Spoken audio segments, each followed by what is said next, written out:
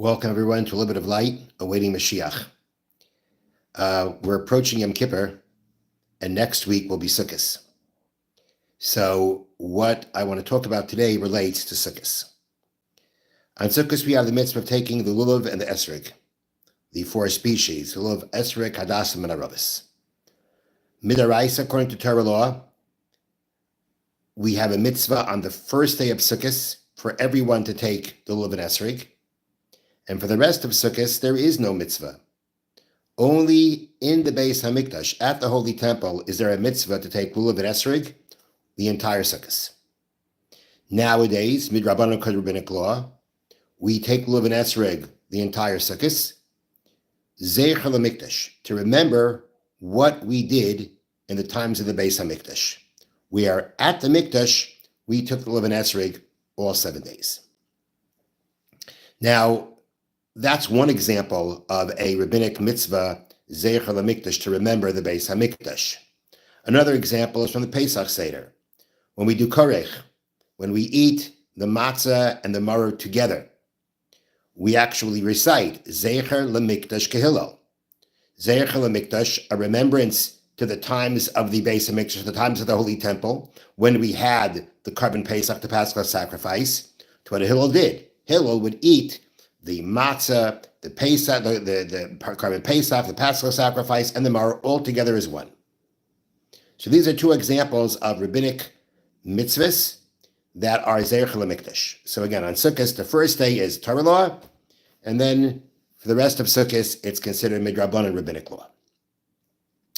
Now, the source for the rabbis instituting these kinds of mitzvahs, Zeicher l'Mikdash, to remember the Beis HaMikdash, is explained in Masechta Sukkah, Gemara Sukkah, the Malaf Amud Aleph 41a, and it's based on a pasuk, a verse from the book of Jeremiah, Parak Lamed, pasuk Yud Zayin, chapter 30, verse 17. Tzion hi, doiresh ein la.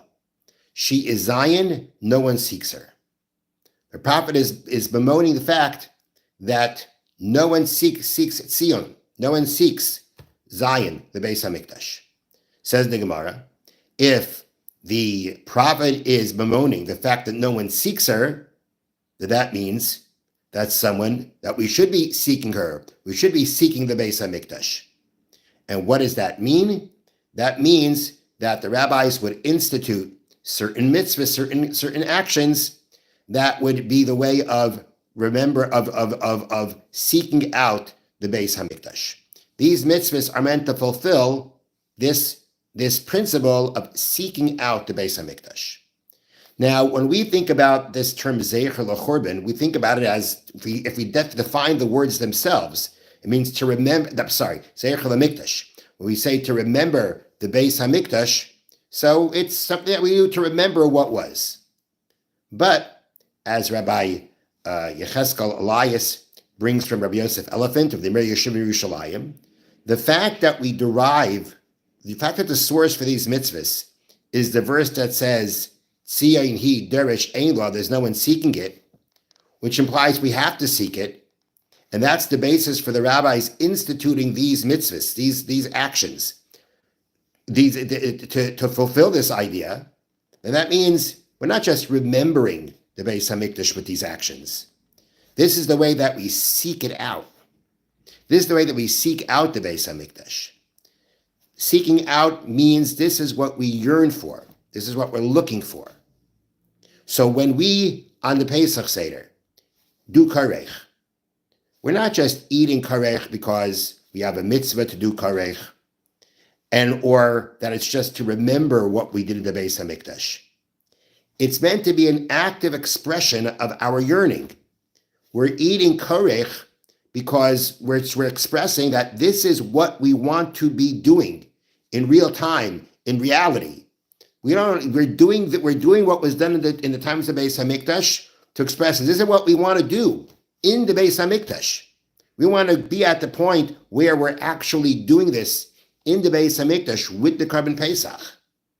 When we shake the lulav and esrog during the rest of Sukkot, we're not just remembering what was done in the Beis HaMikdash.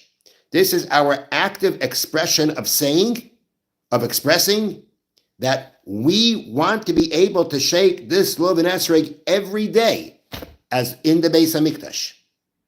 Not just remembering. It's an expression. It's a way of saying, this is what we want to be doing in real time. This is what we want to be doing in its true form. The form that was done in the Beis HaMikdash, at the times of the Beis HaMikdash. What we do now, what was done in the Beis HaMikdash, is our way of saying, this is what we want to be doing, real, with the Beis HaMikdash, in the Beis HaMikdash. So this is a very important concept. There are other mitzvahs that we have.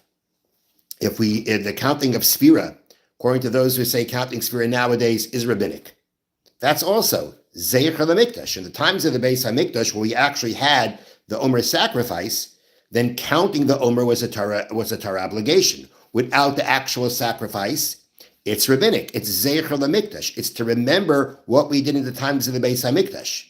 There too, when we count, we're not just doing a mitzvah, rabbinic mitzvah of counting. That is our expression of saying, we want to be able to do this mitzvah in its pure, in its truest form, in its complete form. We want to be able to count the Omer with the carbon Omer, with the Omer sacrifice, and do the mitzvah of the Torah. Very important thing to bear in mind whenever we do something Zeicher l'Mikdash. We're not just remembering, we're expressing our yearning. This is what we want to read. This is what we want to be doing in the Beis HaMikdash, with the Beis HaMikdash. Wish you all a Gemar Chasim B'Tova, Chag Sameach for Sukkos, and thank you for listening. This has been a little bit of light, and let's pray that this year we'll see the greatest light, the light of Moshiach Tzidkeinu B'Meher V'Yameinu. Amen. Have a wonderful Shabbos. A wonderful and again a meaningful and easy fast. Yom Kippur should go well. And again, Gemar Chasim B'Tova.